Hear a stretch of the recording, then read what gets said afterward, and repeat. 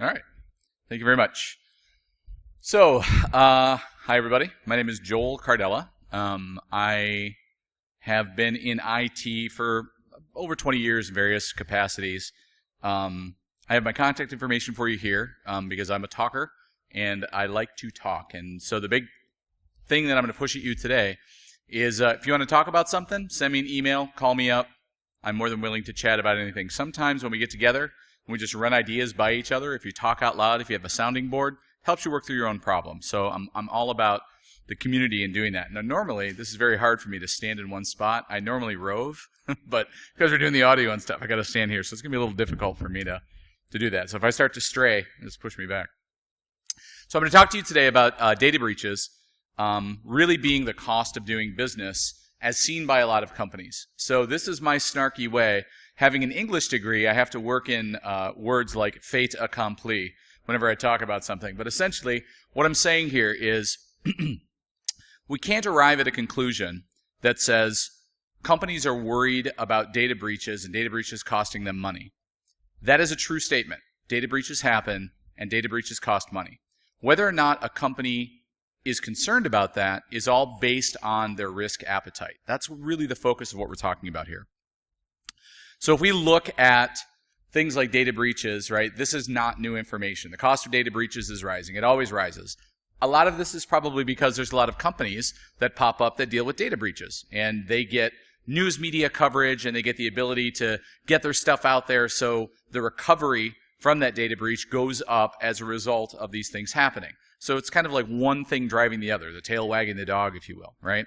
Average cost for each lost or stolen record, according to Ponymon, has gone up to $154 per record in 2015, right? So if you were doing a calculation and you were going to sit down with your finance person or whatever, you're going to say, hey, for every record it costs us $154 to recover from our data breach. And if we have 10,000 records we're doing, then that's, what, $1.5 million, right?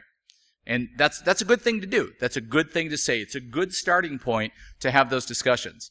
However, the other side of the coin is $1.5 million may be a drop in the bucket for the people you're talking about. They may be willing to take a risk on $1.5 million and say, yeah, it's fine. We can handle that. We don't need to deal with it. Don't worry about it. And this drives security people crazy, right?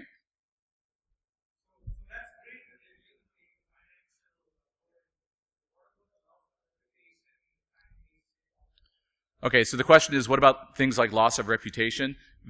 Especially in this report, I know this number is supposedly reflective of that. I don't know how that's exactly calculated, right? But there is. It's an excellent question, and I'm actually going to address it in a little bit.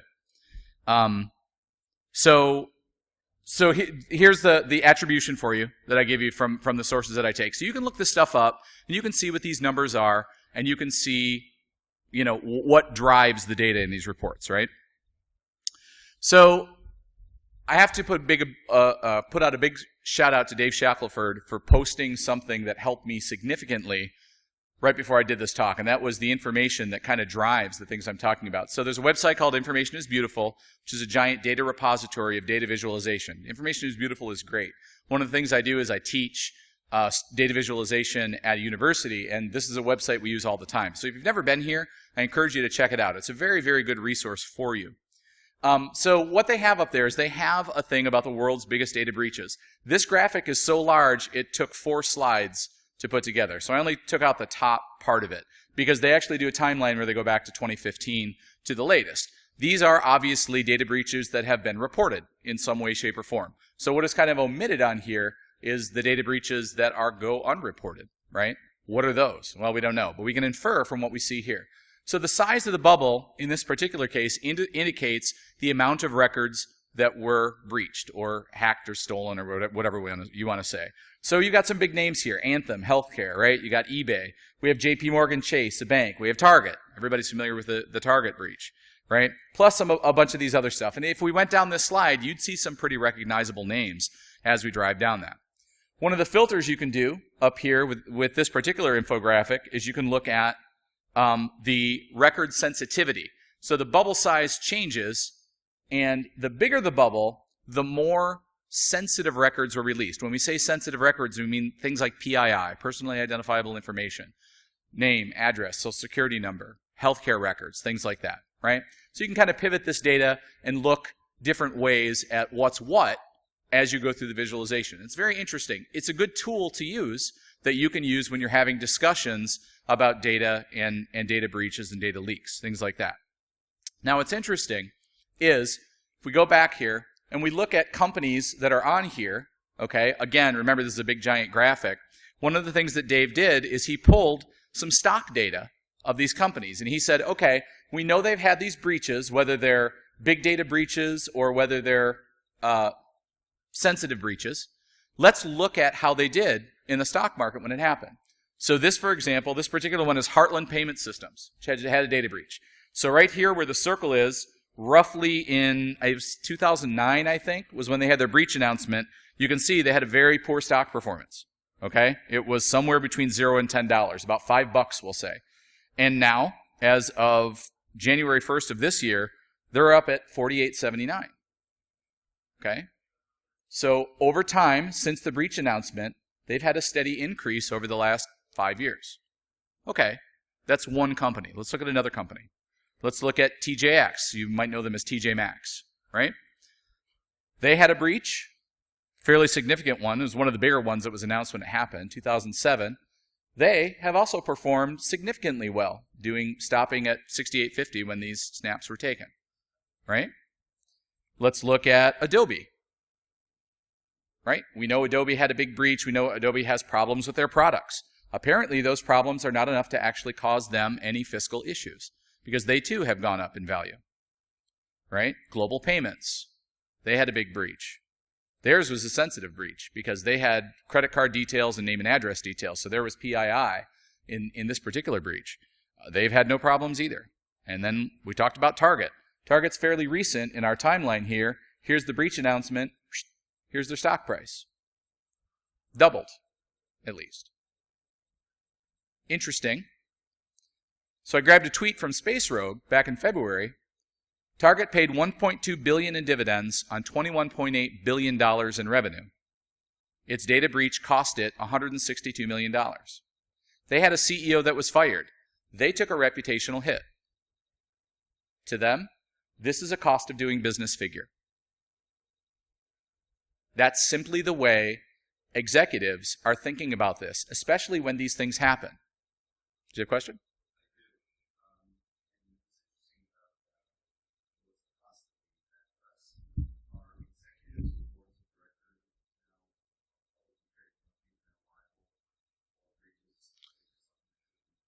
Okay, so the question is, are publicly traded companies' boards liable for breaches that happen?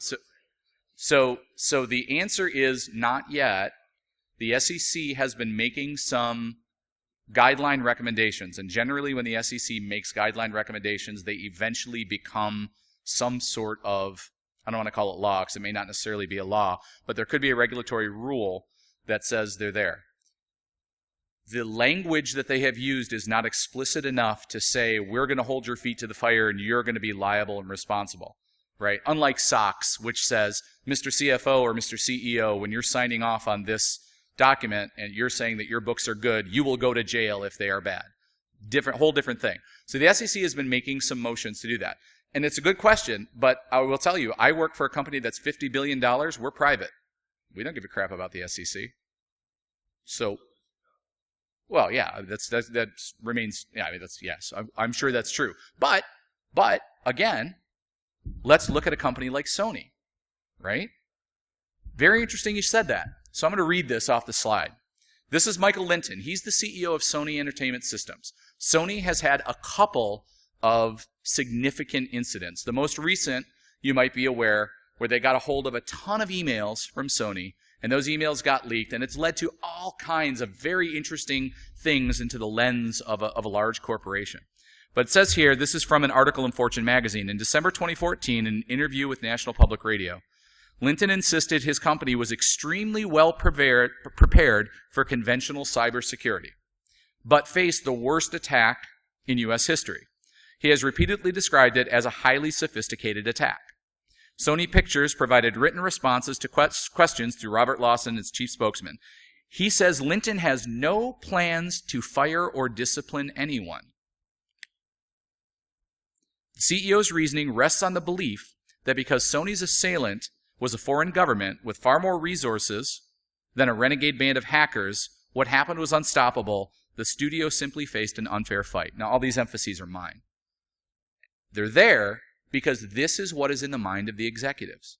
When they hire Mandiant and they hire another third party to go through, and the third party tells them, oh, you faced this foreign enemy, and they had all these resources, and you had nothing. That's just cushion for them to rest on to go, oh, then there's nothing we could have done. Okay? Research this company. Research the CISO. His name is Jason Spaltro. Go back to 1998 when he said things like, I'm not going to spend $10 million to cover a $1 million data asset. That's sound reasoning. He's right. You don't spend $10 million to cover $1 million in data assets. It doesn't make sense, right? I think he said it for the wrong reasons. But that does not make sense. Fiscally, you have to look at this the way your executives are looking at this, because they're seeing this as a cost of doing business. So if it's a cost of doing business, then you need to think about it in those terms. You need to pivot your thinking and say, okay, how can I pose this in business terms to get them to think about this the way I need them to think about it, right? And it takes some work. It really does. A few words about data. And this is a really important point. And this is one of the reasons that data breaches get me excited. If the data represents you, you are the owner. If it's your name and your address and your social security number, you own that data, sight unseen. When you provide it to companies because they require it, like your healthcare company or your employer, they become custodians. If they're collecting it or they're buying it or they're doing something with it, they are custodians of the data. Okay? You are the owner, they're the custodians. So they're responsible for it. And they have a fiduciary responsibility to that data. The problem is they also have a responsibility to their shareholders and to their stakeholders and to their boards. And in that equation, you, the data owner, will be on the downside of whatever risk equations are there. So when we talk about things like PII, even though PII is protected, right, HIPAA laws specifically will protect healthcare information, that's still the downside of risk, because the healthcare laws say, well, we're going to impose a penalty. Okay, but if the penalty I pay is less than what it would take for me to secure that data, that's a risk I can live with, and the data owners suffer, right? Again, this is what's going on in the minds of a business executive. They're looking at this from a business standpoint as a business equation. Right? Is your question?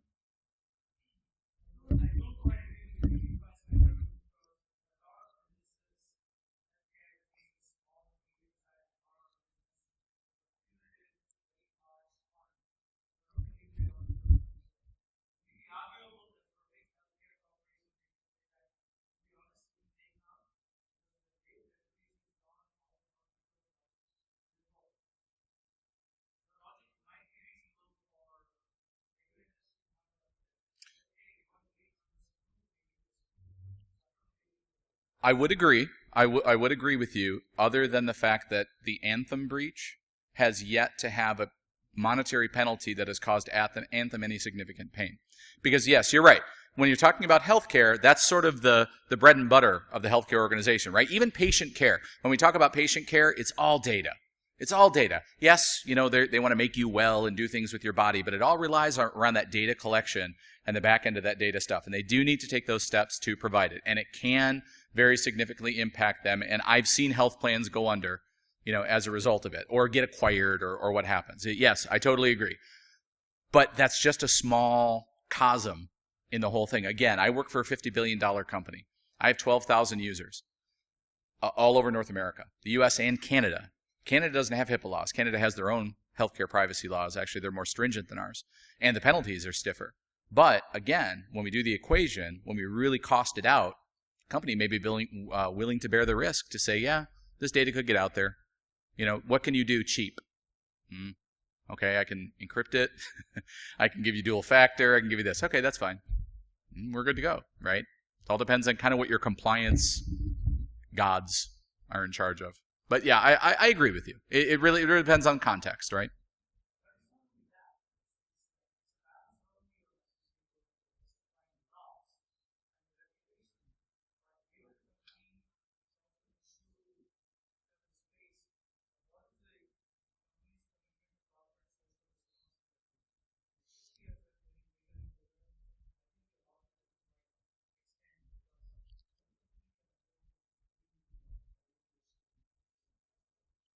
You say that, but that is not what's happening, right? For right now, I agree. I'm definitely talking about current context. I agree. Maybe the future will change. Maybe the SEC rules will change that. I agree. But right now, if you want to have discussions right now, it's got to be in the context of the cost of doing business. So let me show you a couple of things. First of all, let me tell you what not to do. I base what not to do on all the things that didn't work for me. Okay? So this is it. This chapter is called Don't Do What I Did, right? So first of all, don't ever refer to security as an insurance model. Boy, did this one fail hard, right? I walked this line and I hit it hard and I said, yep, security, it's insurance, until the CFO said to me, so how do I know when I'm overinsured? How do I know when I'm insuring a Porsche when I'm driving a Chevy? And I went, yeah, that's a real good question. I don't know the answer to that. So I got to go back. Okay, so it's not insurance. Forget it's insurance. And I don't mean cybersecurity insurance, right, which is a totally different thing, which you can actually buy to hedge against your data assets. I'm talking about security in general, your security spending, your security budget as an insurance model, right? It does not work out that way. Second thing, don't use standards or standards that don't map to your industry, or do the apples to oranges thing. So my industry is manufacturing. I tried using some standard information that was out there, like healthcare, for data protection. It didn't work because the correlations just weren't there. We didn't have the same type of data. We didn't have the same amount of data. We didn't have the same data transit as some of the other industries did. So if you're going to do this, if you're going to sort of say, let's look at what everybody else is doing, make sure everybody else is in the context of what you're doing and get away from that apples to oranges. This was hard because especially in my sector, in manufacturing is a very, very broad brush. But when you start to look at manufacturing, there are many, many different types of manufacturing. So it was really hard for me to find correlated data to say, oh, here's industrial versus chemical versus, whatever is out there and sort of say that these are all the same things. Because, chemical manufacturing, highly dependent on intellectual property, right? I'm in materials. We dig out rocks from the earth. Not a whole lot of proprietary there. So, and then don't confuse compliance with security. This is something that we hear all the time. This is something that Mark was saying in his keynote. And he was saying, stop saying don't confuse compliance with security. Tell me what to do about it. And I will. So that's why I want to point that out, right? Specifically, don't discuss them in the same context, because very often in the minds of the executives, what they're reading is they're reading reports from auditors. And audit reports are compliance reports. So when you start talking to them about these things, they're going to think about them in the same context. Your job is to try to give them different context and separate those things in their mind and say, we have a thing called security and we have a thing called compliance. Additionally, we have a thing called governance and we have a thing called risk. And I'll go through all four of those and kind of define those for you, at least as I see them.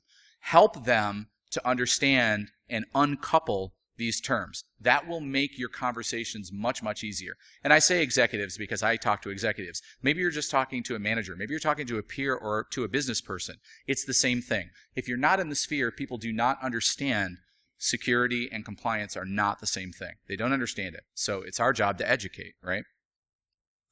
So I didn't want to go into all the things. Let me go into what to do, right? But those are a few things that did not work out for me. Your mileage may vary. Maybe they work for you. So one of the things we can do and do is pivot, right? This can be and sometimes should be very obvious. When you are pivoting the discussion, tell your customer, okay, let me change the context of the discussion, right? Don't do it real subtly so they come to the conclusion themselves. Set the table for them. All right, backtrack, step back. Let's say we have this thing called security and we have this thing called compliance. These are the things we do in security and these are the things we do in compliance. And they work together, but they're completely separate things. Tell them what you're doing. But pivot those discussions. Be able to talk about your data, your job, your whatever in a different way than the way you're talking about it now. That's what pivoting is, right? I'm just turning from here to here, having the same discussion. I'm just coming at it from a different angle, right? Understand what your ROI is. ROI? Anybody not know what ROI means? Return on investment, right? The number of dollars I put in and the number of dollars I put out. That's not the right word. Whatever it is, right? Input and output. And the number of dollars in should be less than the number of dollars out. It's a very simple equation. It's right here. If X is less than Y, I have a positive ROI. If X is greater than Y, I have a negative ROI. And if X is equal to Y, then the ROI needs to be evaluated to fit into one of these buckets. Now, a word about negative ROI. Negative ROI actually can help you. It helps you not with a business case to introduce a new technology because you'll get shot down. It helps you when you have a legacy technology that's costing you more money to run over time than something new would. So don't dismiss negative ROI. Negative ROI can help you, okay? But it's only going to help you on the legacy side of the equation versus whatever, the new process or the new thing to introduce. If you're trying to introduce something new, you've got to be in positive territory. You have to show. This is the whole, I'm not going to spend $10 million to secure $1 million in assets, right? Now, if I'm doing that, I need to evaluate that and say, why is it negative? What happened? What changed? Something caused that to change. Either the technology aged, something got better, we're keeping our data too long, whatever, right? So it can help you. Other ROI can be more complex and they need their own criteria and their own models. So when we look at just the simple one here for compliance, we say, okay, compliance is going to cost us this much. A data breach is going to cost us this much, so we can spend this much to secure this much or do a cost avoidance on this, right? Those are easy equations to do, and I recommend that you start with the easy, but you have to finesse the complex ones when you really start to get into things where it's like, well, we have DLP or we have IDS, and it helps us because it does these other things for us, and cost avoidance is a good way to do that. Did you have another question?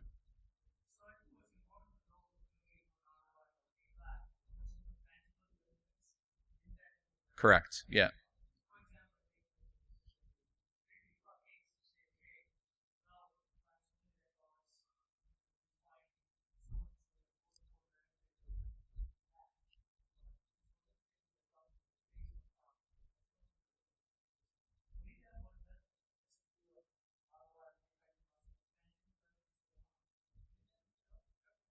That is very true. Tangible benefits. This fits a tangible model. So the intangibles do have to be accounted for somehow. But if you can work them into a cost model, that's going to benefit you, right? Because CFOs, they live and breathe this stuff all day, right? And if you're going to talk to a CFO, you want to be able to do that. What are the intangibles? What would it cost for a reputation problem? Look around. Look in your industry. Look laterally. Ask questions. Ask other people. What do you think it would cost? We want to treat cybersecurity as a business risk. The key word here is business. If your people in your organization, whether it's your business, your management, your peers, your board, your executives, are not looking at cybersecurity as a business risk, you're not going to get very far. So you have to do this. You have to look at it as a business risk. So the first thing that has to happen is you have to change. You have to start thinking about it as a business risk yourself. And start talking about it as a business risk. Start referring to it as a business risk. Okay? I built my organization on 4 pillars: security, governance, risk, and compliance. Each one of those pillars has a different definition, and I'm actually going to show you what those are. Okay? And they each have a business driver, and they each have a business value. Business risk is the key to get people to pay attention to what you need to talk about. Okay? And cybersecurity is a business risk. So I'm not telling you to lie. I'm not telling you to do anything you shouldn't already be doing. I'm telling you to try to change the minds of the people who are dealing with you to think about this as a business risk, like it should. One of the things you can do, if you're responsible for risk assessments, and maybe you've got a security risk assessment template, go to your business and find out if they have a business risk assessment template. How do you guys assess risk in the business? Change your template to look very, very similar to theirs. So when you start presenting this, people will start seeing it in a format they're used to consuming, and you'll start to change their minds about what this stuff is. They'll start to change their approach to, oh, this is a business risk, right? Even if it's color coding, simple things like that, you would be surprised. They have a lot of value, and they have a lot of impact, right? Engage your peers and supervisors on risk topics. Talk to them about it. When the media breaks a big story, oh, this happened, immediately engage your users or engage your folks. They go, hey, yeah, this happened. We're okay because of this and this and this and this. Because this is what they see. They don't see anything outside of our world other than what's being published at them or blasted at them by CNN and MSNBC and Fox News and all this crap, which is all FUD, right? It truly is. It truly takes the worst. The Chris Roberts airplane experience should be a great example of that, right? That was all FUD.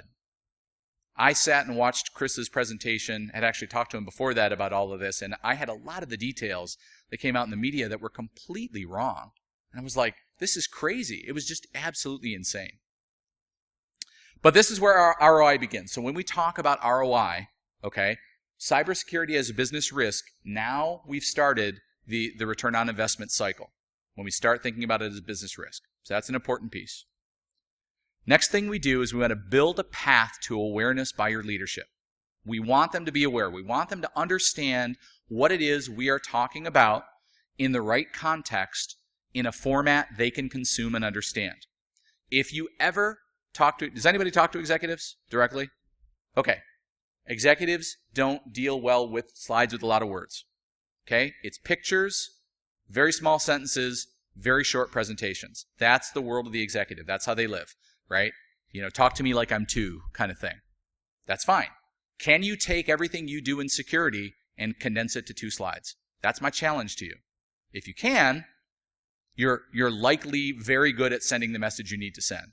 If you look at it and you go, oh, it's missing all this stuff, there's too much information there at that level. And you got to start scaling it back. Right? But start to do this. Build this path to awareness. Start with the next level manager or managers in other departments. Hit them up and talk to them about security stuff and go, what do you think? Do you think we do it well? What's been your experience? Have you ever had your identity stolen? That's a question I ask my users. Have you ever had your identity stolen? I'll have a few people go, yeah, that happened to me. Well, what did you do? Well, this and this and this. Well, did you know that if you tell me, I can report it to the FBI for you? Oh, yeah, I didn't know that. Yeah, absolutely, I can do that. The FBI will take the case, they'll put it in. Nothing may ever happen, but, we can build these patterns that help everybody overall. And so it gets in people's heads that you can help them with something. And by the way, did you know that you can report it to the FBI on behalf of your users? If you're not a member of InfraGard, I highly, highly recommend you check out InfraGard, INFRAGARD, InfraGard. InfraGard is a coalition of the private sector, well, and public sector too, I think, right? Well, yeah, private, public, and the FBI. And we get together, and there's conferences, there's information. The FBI, they've generated the malware tool. There's a malware tool they recently released to help you do malware analysis. It's a very, very good organization. It costs nothing to join. It costs nothing to stay. It's just great information. Okay? So check it out. You have a local representative. They have chapters all over the United States. Yep. Yeah, there's a Detroit chapter. Yep, absolutely. That's the one that I belong to. But if you're not a member of InfraGard, do it. You don't get blasted with information all the time. So what's interesting is when it does come, I take the time to read it. Because maybe I get information once every 6 weeks. Oh, what's up now? This is interesting. What have you. Did you have another question?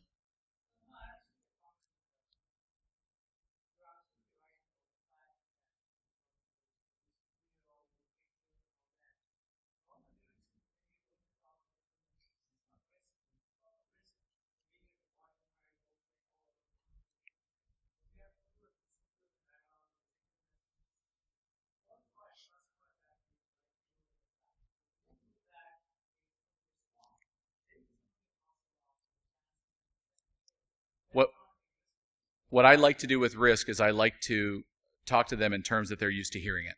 So I don't want you to introduce to them new risk models, right? I want to say, how do we do risk in the business? And let me show that to you in those terms, right? If I can try to have it consume it for them. Because really what you're talking about is gauging the risk appetite, right? How do we gauge that risk appetite? I'll tell you what I did here in a couple of slides, and that might help you. So we can also learn from the past mistakes of others. And this is where ROI is proven. This is where you can say, hey, this thing happened. We do this thing that would cause it not to happen to us or would happen in a lesser way. Therefore, we can kind of make a positive correlation there to say what we're doing is helping. Here's an example of Sony. When the Sony breach happened, one of the problems with Sony was they had an email retention policy that left up to 7 years of old messages on their servers that were unencrypted. So the hackers got in, they grabbed these, they dumped them to the world, and we now know what Sony looks like for 7 years. And we've seen racism, we've seen sexism, we've seen classism, we've seen all kinds of terrible things that company cultures try to bury because their stupid email retention policy didn't kick in.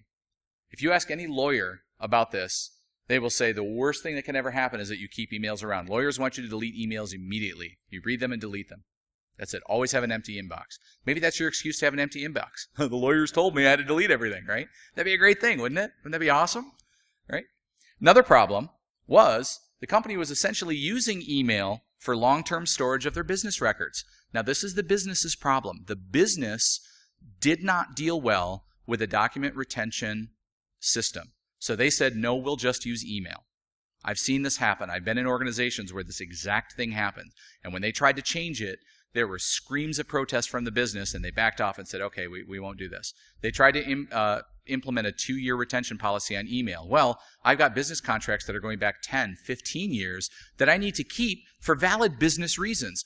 I might get sued for something that happened 10 years ago, and if I can't produce the documentation of that, I have no legal footing.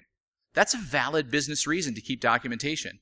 An email system that is unencrypted is the wrong place to keep that documentation. So that's the conversation. You go, okay, look, see how this happened to Sony and see how we do this here? We need to look at better document storage. Where can we keep documents that are safe, that the business can have access to them whenever they need them, that we can use them for legal defense if we need it? Those are all good things to do. An email system is not the way to do that, right? Does that make sense? An array of sensitive information, including usernames and passwords for IT administrators, were kept on unprotected spreadsheets and Word files with names like computer passwords. Anybody ever had a pen test done by an external third party and found yeah, absolutely.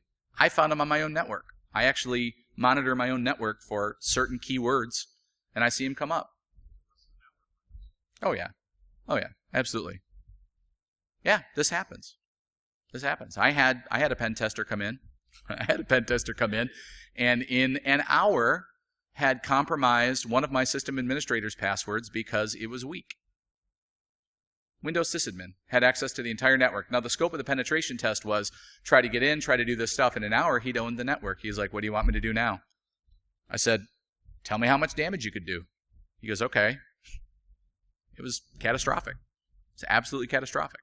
Right? So learn from the mistakes of others. Use that story if you want. That's a good story. Right? I went to that system administrator and I said, really? Do we have to go through this? We now have specific security awareness classes for sysadmins that they're required to go through every year. Just to remind them, stop using weak passwords.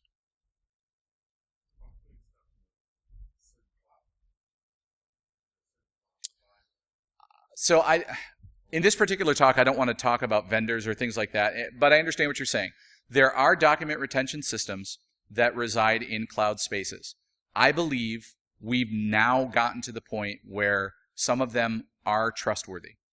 And so I think I personally, as a security manager, when my company comes to me and say, what do you think about this? I say, let's look at it because it's cheap, it's easy, it's accessible from everywhere. Let's look at their security controls. So we actually have a process that allows us to evaluate cloud vendors from a security standpoint.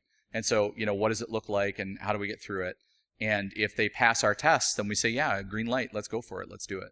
So I would advocate this. I think that's what cloud was built for, right? It really was.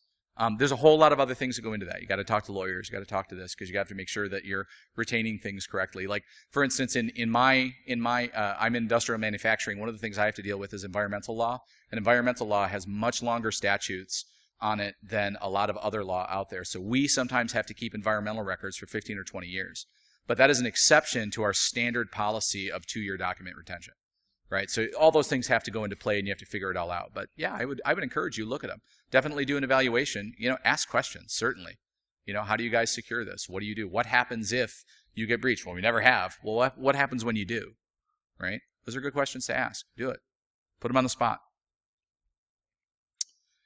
Be prepared. Know your data and know what it takes to protect it, right? But let someone else make the risk decision on it. This is really key. This is really key for InfoSec people who are emotionally attached to the things that they have been paid to shepherd, right? Again, remember what I said about being a data owner and data custodian. You are not data owners. You own no data in your organization. I would suggest you don't even own the data that you yourself generate. I would suggest that somebody else owns that data. I would suggest that because you need to think of it that way in order to detach yourself emotionally.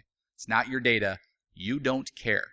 If they want to take that data and throw it out on a web server unencrypted for the entire world to see, That's their decision. That is a business decision to make.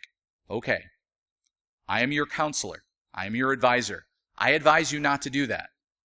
I advise you that I'm looking for a new job if you do that, right? That's your capacity. That's what you want to do. Detach yourself emotionally. This was really hard for my team.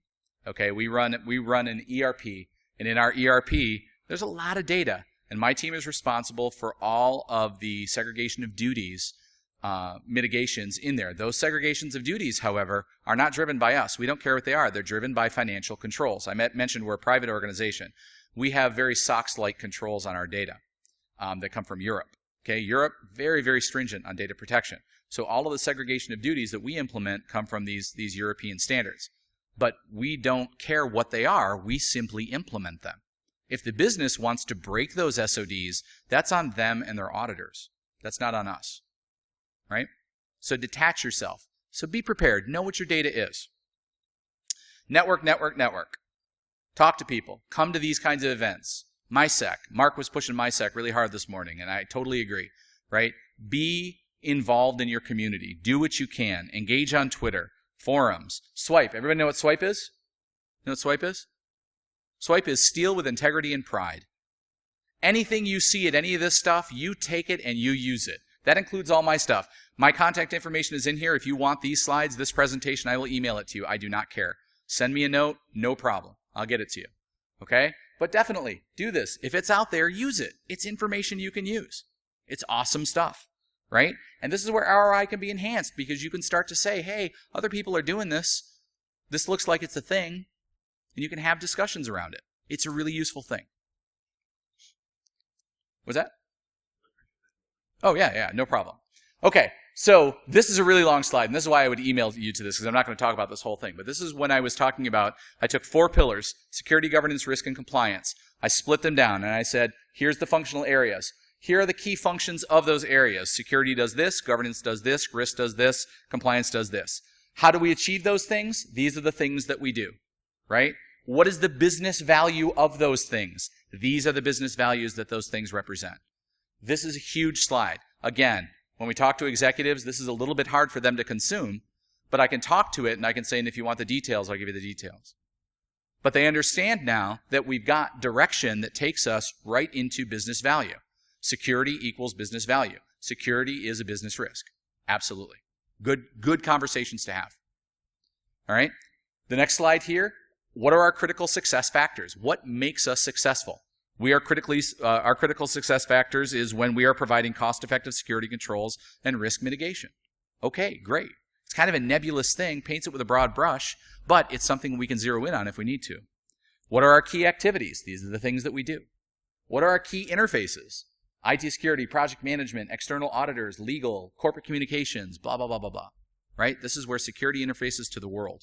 What are our guiding principles? One of the first things I did when I built the organization is I set 5 guiding principles. And I refer to these all the time in every presentation. These are our guiding principles, right? Steal them, take them, they're yours.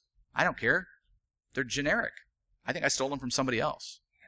It's very possible. I steal a lot of stuff, right? It's very possible. If it's out there on the public web, it's mine. I'm using it, right? I'll wait till you're done, and I'll flip. All right. So another thing that I always present, every single one of my presentations ends with this graphic. My executives are now used to this. This is the layered security model. This is where it shows all the security controls that we have down to the critical business data, just a brief explanation of what those are.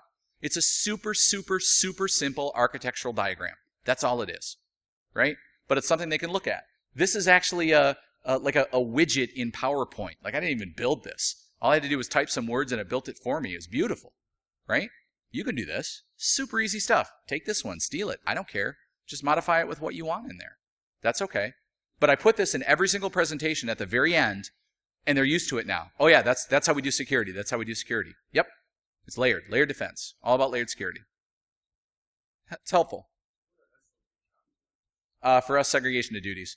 So whenever we have a segregation of duties conflict, it resides at the access control layer, right? Versus being somewhere up here. Right, because these are really business processes that are running. SODs are business processes, so the only way we can control those business processes is at the access layer, application layer, if you will. Right? So final thoughts. Remember, your job is to lower the risks of doing business and provide positive ROI, or evaluate negative ROI and come back with a better business case. You start doing that, people will start noticing. Emotionally detach yourself from the things that drive you nuts as an InfoSec admin or a manager. Just, it's not my data, it's not my thing. I think they're making a bad decision. That's okay, it's their decision to make. If you're a parent with children, you completely understand where I'm coming from, right? Completely understand it. I think it's a bad decision. Feel free to make it. Come back to me when you need help. It's okay. Understand you're there as an advisor, as a counselor. When you make decisions in this capacity, you become trusted. You're no longer a gatekeeper. We want to get away from gatekeeper. Gatekeeper equals compliance. We don't want to be gatekeepers anymore. It might be part of what we do. We don't want to be identified as gatekeepers, right? Keep in mind, though, in all of this, your business can do business without security. They can. They can function without you perfectly fine. It's very, very high risk, but they can do it. Okay? So you need to have a little bit of humility, is what this means. Because once the benefits outweigh the risks, you're not really needed anymore. Okay. Always pays to have some humility. Definitely have that. And then that's my contact information. I think that's all I had for you. So, again, feel free to email me, tweet me, whatever you need to do to get a hold of me. I'll give you this. I'm willing to talk. I'll give you I normally have business cards. I'm sorry, they're all getting reprinted right now because we're going through a merger. But if I had business cards, I'll give those out, but I'll give you my phone number. You can call me. I mean, I'm totally willing to talk about stuff. I'm not the smartest guy in the world, right? In fact, I don't consider myself smart in any capacity at all. I am, however, a very good listener. And so sometimes when you just talk to things about people, you work through problems and you're like, oh, yeah. One of the things I do, I'm a Gartner client, and I organize a monthly Gartner call with other Gartner clients where we just get on the phone and we all talk to each other. And it doesn't matter what the topic is. We don't have an agenda. We're just like, what's on people's minds today? What do you need to do? You know, how can we think about this in a different way? And we try to leverage the group think to help each other out. Because when we help each other out, everybody benefits from this. Even though I'm talking to a university that has a completely different business model and a bank that has a completely different business model, we have the same problems, right? Our business doesn't listen to us. Our executives don't care. How do we deal with that? What do? We get together and we talk about it. Those are good things. We have 5 minutes, roughly. Okay, so do we have any more questions in the last 5 minutes? Go ahead.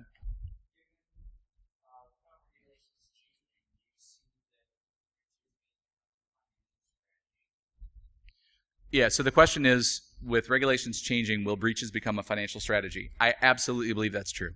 Again, when I say data breaches are the cost of doing business, that's what I'm talking about. There are businesses that will decide, we'll take the risk, which means strategically it is. Maybe they need a reason to spend $162 million and then write that off. Right? That absolutely is a possibility. And I think it probably happens already. It's just not, widely talked about. But sure.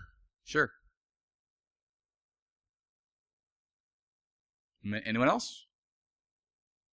Okay, I hope that helped you out. Please feel free to give me a call. Thank you very much. I appreciate your time.